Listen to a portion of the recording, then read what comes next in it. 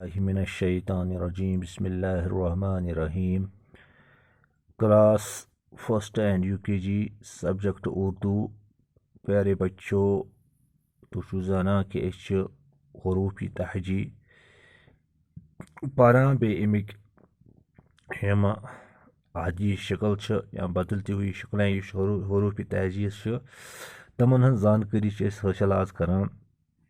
तो अगर पता आसो कि हरूफी तहजी गोडनुक हरफ अलिफ अमिक अम सत कुस लफ्ज बनान यह पोर आस बे सत कुस कुस लफ्ज बनान यम ते पर आस बेज यम आदि शक्लें यम ते पर आस। आज परो अस पे, बे परो अस ते। प्यारे बच्चों, यह गो पे पे पे पेश तल कन आसान त्रे नुक्त यानी त्रे फिर आसान पेस तल कन। पे पत गो ते, यह गो बच्चों ते ते आसान पेठ ज नुक्त ज फिर। पे पे पेश आसान तल कन त्रे फिर। ते ते ते तेज आसान पेठ कन ज फिर। पे ते पे ते पे ते पे ते पे ते पे ते पे से कुस वुचन असे कि पे से कुस कुस लफ्ज बना। ये अख लफ्ज यमन हुंद हयत। पे से पतंग, पे से पतंग। ते से तरबूज, ते से तरबूज। पे से पतंग काइट, काइट युस हवास मज त्रावान छ। ते से तरबूज, तरबूज युस तुम हेंद वंद गर खेवान छु वन पे आना सह गो तथ वन तरबूज। पे से पतंग, ते से तरबूज। प्यारे बच्चों, अख पोर अस पे, शाबाश, पेश आसान तल त्रे नुक्त। बे पोर अस ते, तेश आसान पेठ ज नुक्त, शाबाश। पे सत क्या पोर अस पतंग।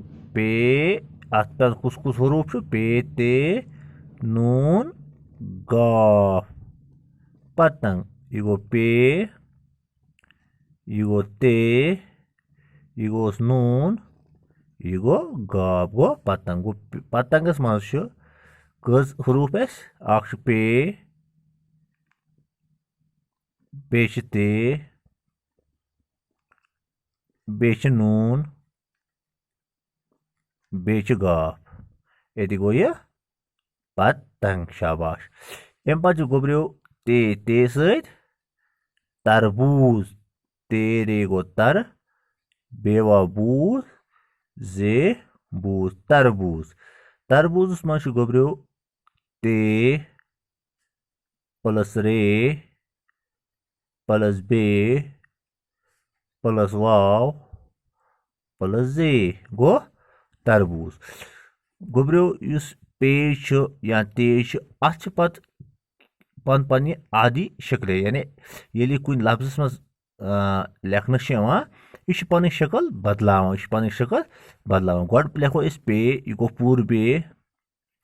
अमिच युस आदि शक्ल सह गोडनिच यथ पठ। यह गई गोडनिच आदि शक्ल पे, बे यानी नमुक युस बे अमुक यह गोडनुक कल हिव युस, शाबाश। बे मगर अत तल फ्योड़ बे, शाबाश। अम पे ब्या सह सुद इत पे दोल रुख, यह गो बे, यह गो बे, यह गई ब्या शक्ल बे, शाबाश।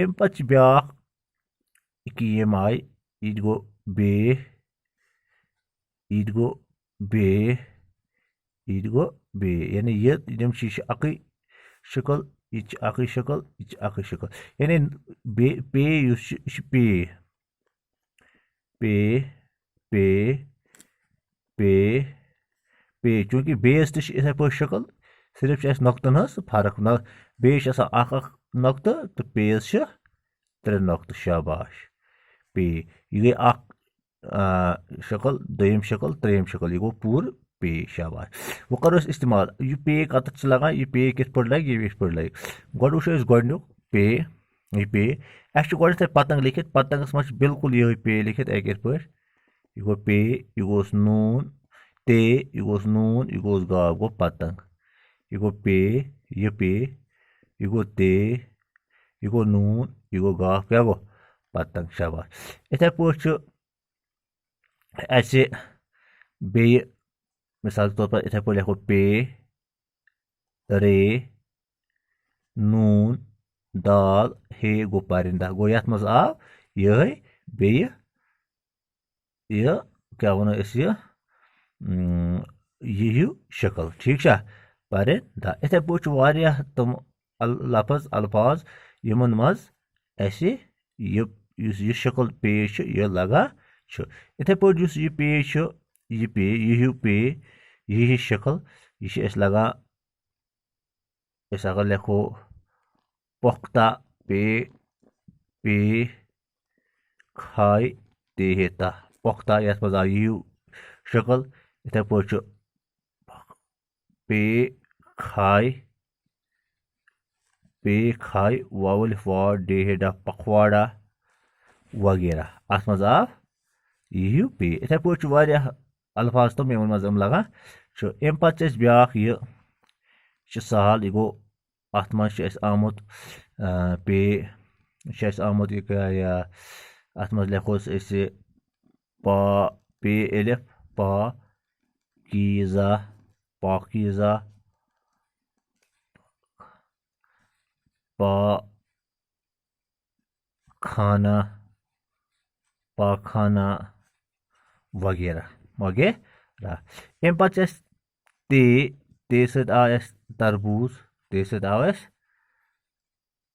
ते अम पे आव तरबूज ते लिख अत लिख इस तेज तह बदलती हुई शक्ल अत इत पे यह गो ते यह गो ते सिद इथे पे शक्ल मगर पे फिर ते